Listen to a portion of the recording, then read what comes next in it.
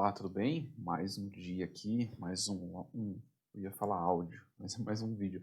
Eu ia falar áudio porque tem um grupo no Telegram que eu gravo áudio todo dia. Eu acabei de gravar um áudio e por isso que eu ia falar áudio aqui no vídeo. Mas mais um vídeo aqui falando sobre planejamento e controle de produção. Tem uma série de vídeos falando sobre isso. E vou direto ao ponto aqui, tá? Planejar é muito diferente de controlar. Eu já venho falando sobre isso, os momentos são diferentes, a forma e o conhecimento necessário também.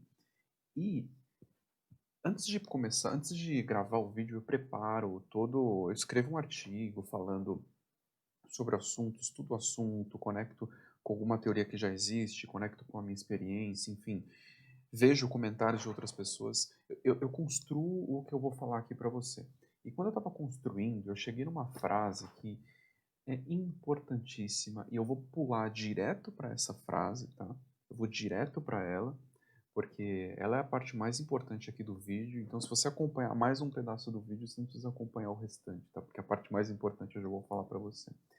Não caia, a frase que está na tela, eu deixei ela na tela. Não caia na armadilha de cobrar a produção, tá? Se você cair nessa armadilha, você vai construir um inimigo, você vai ganhar um inimigo. E aí, isso é tudo que você não precisa nesse processo. Você precisa ser o viabilizador, o facilitador da produção. O time de produção já tem N problemas para resolver, tem um monte de problema. Você não pode ser mais um problema. E não cobre o volume que não foi realizado. É complexa essa frase, tá? Essa cobrança, ela tem que partir da própria fábrica. O processo precisa cobrar o volume. Todos precisam estar alinhados com o objetivo ali de cumprir o que foi planejado. E ninguém precisa cobrar isso. Então, o seu papel é a construção do alinhamento, tá? E ter flexibilidade nessa construção é uma arte, é fundamental.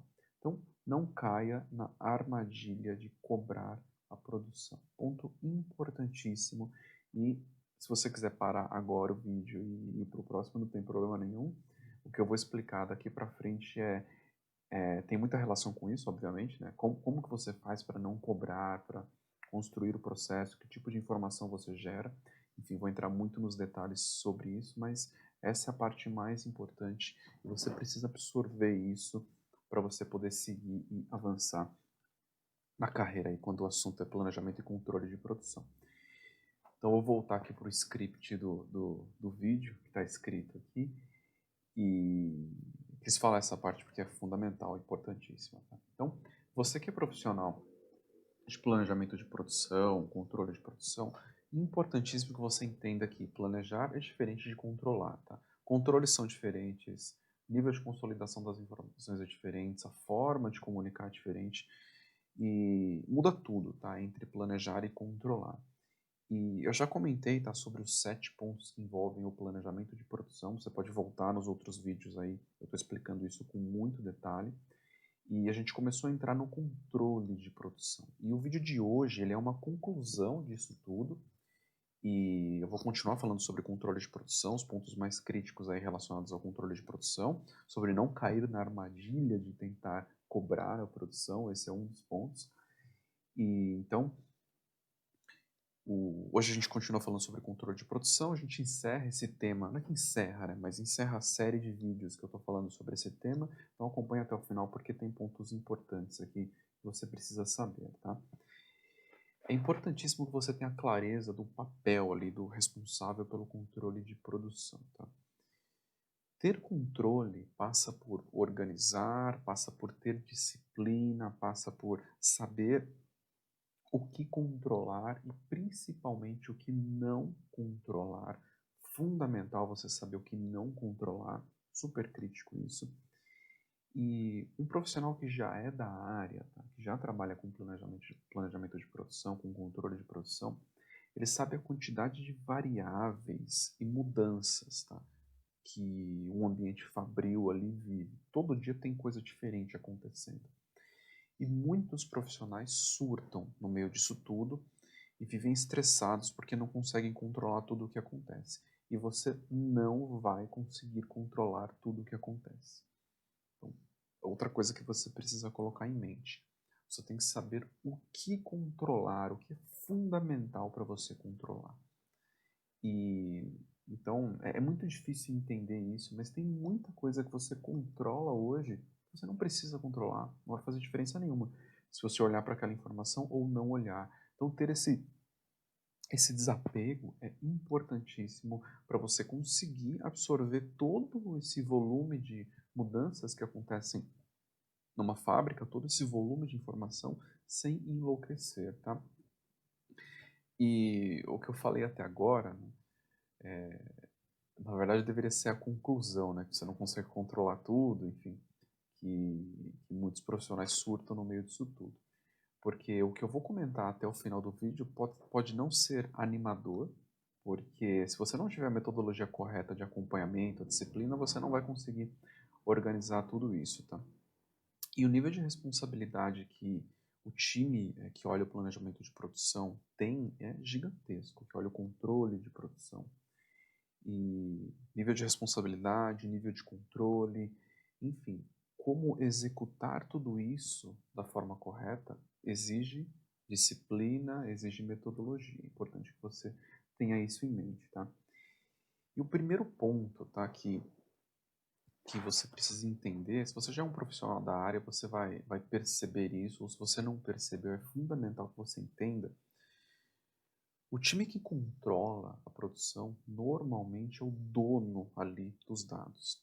É esse time que cruza os dados para poder avaliar os indicadores da operação. Dependendo do tamanho da operação, você pode ter, por exemplo, um analista de produção que é responsável por isso. Mas a maioria das operações não tem um tamanho aí suficiente para poder ter uma pessoa responsável por isso, e o time que controla a produção acaba ficando responsável por construir os relatórios que mostram produtividade, volume produzido, nível de rejeito, enfim, todas as informações ali da fábrica. E se você capta isso, você já se transforma num profissional diferenciado, porque você passa a ser um profissional fundamental ali para apoiar o trabalho que a fábrica está fazendo. Você é a pessoa que vai direcionar ali o que a fábrica está fazendo, vai dar as orientações através dos indicadores, vai fornecer as informações que a fábrica precisa para poder tomar decisão. Então esse é o ponto 1 aqui.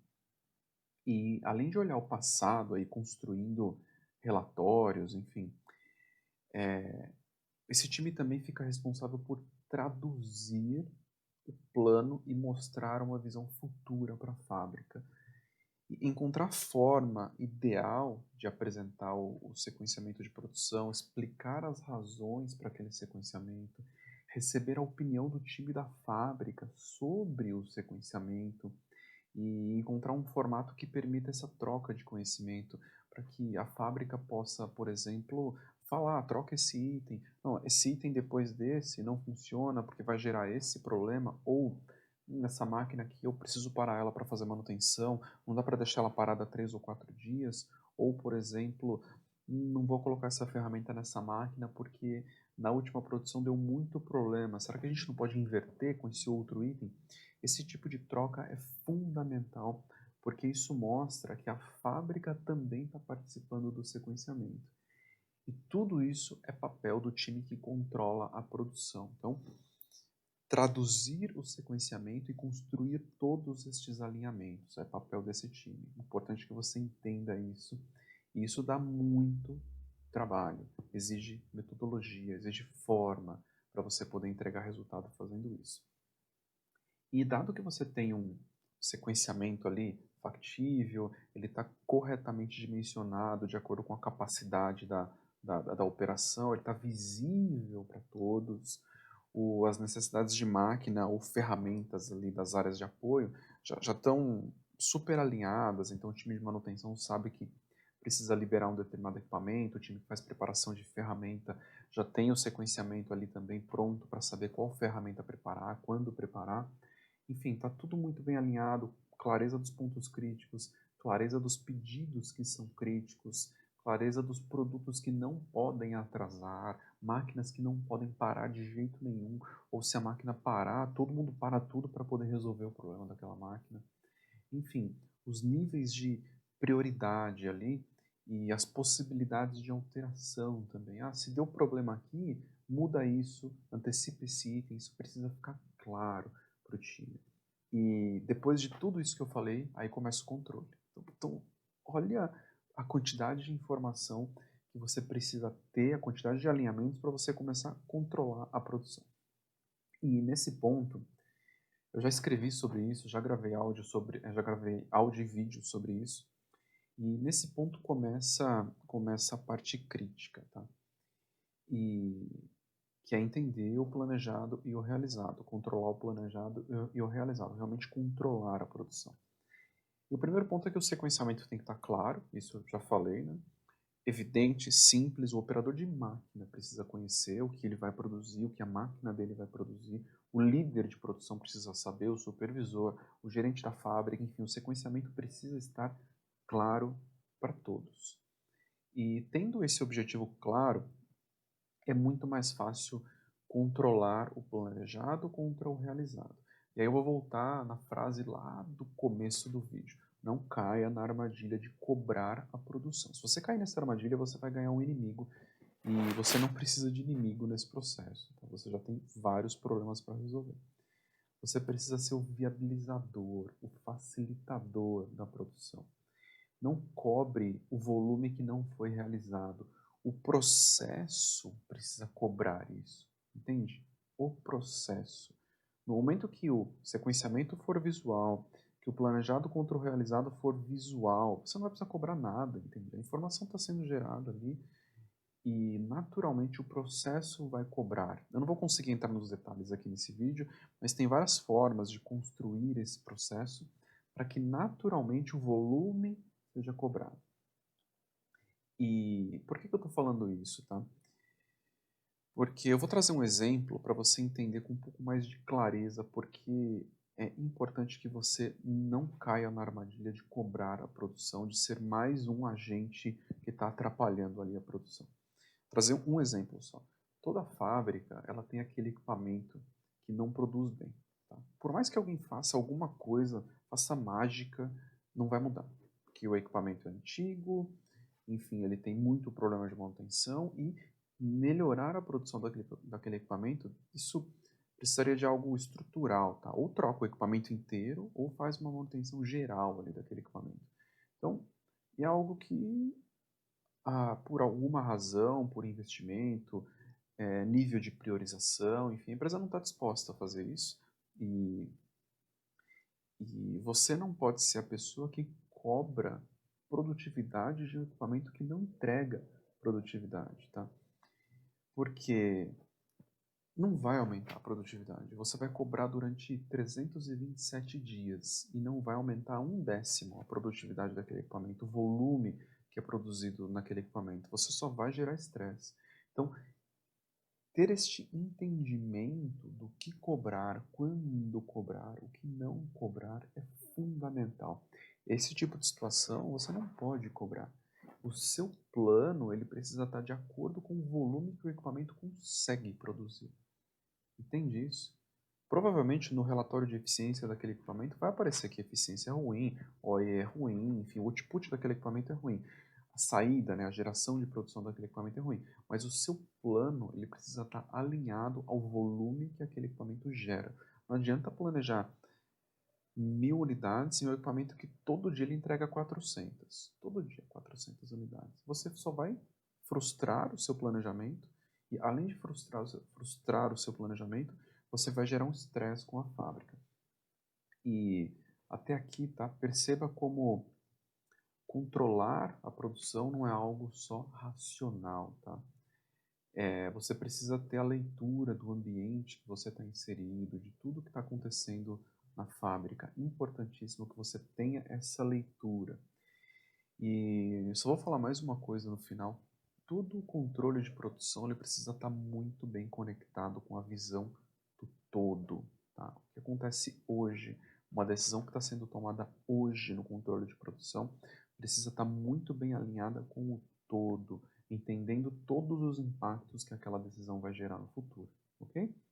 Fico por aqui no vídeo de hoje. Um abraço e até o próximo vídeo. Tchau, tchau.